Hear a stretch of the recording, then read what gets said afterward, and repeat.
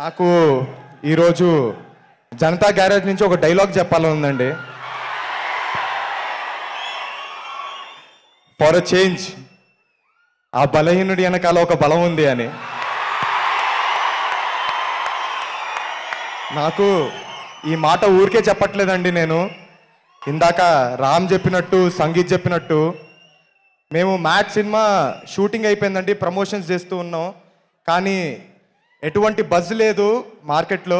ఆ టైంలో బావగారు ఒక ట్రైలర్ లాంచ్ చేశారండి. కావాల్సినంత బజ్ వచ్చింది, మా సినిమాకి జనాలు వచ్చారు. ఆ తర్వాత మీకు తెలిసిందే, పెద్ద హిట్ అయింది. ఈరోజు మీ ముందు మ్యాట్ 2తో వచ్చాం. థ్యాంక్ యూ సో మచ్ బావా, మీకు ఎప్పటికీ రుణపడిపోయి ఉంటాం. అలానే బావగారు సినిమా చూసిన తర్వాత నాకు ఒక మాట చెప్పారండి, ఈసారి ఈజ్ బాగా పెరిగిందిరా నీలో, యాక్టింగ్లో అని. థ్యాంక్ యూ సో మచ్ బావా. ఆ ఈజ్కి కారణం మా డైరెక్టరే బావా. ఎందుకంటే ఆయన ఎప్పుడు డైరెక్టర్గా లేరు, సెట్ పైన ఒక ఫ్రెండ్గా, ఒక మెంటర్గా ఉన్నారు.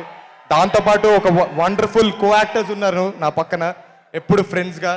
విష్ణు మామ కావచ్చు, యాంటోనీ కావచ్చు, కార్తికేయ కావచ్చు, లడ్డు విష్ణువే అండి. సత్యం రాజేష్ గారు, థ్యాంక్ యూ సో మచ్. అలానే సునీల్ గారు చాలా పెద్ద బూస్ట్ అయ్యారు మా సినిమాకి, థ్యాంక్ యూ సో మచ్. అలాగే మాకు ఈ అవకాశం ఇచ్చిన చిన్నబాబు గారికి, వంశన్నకి, అలాగే హారికకి థ్యాంక్ యూ సో మచ్.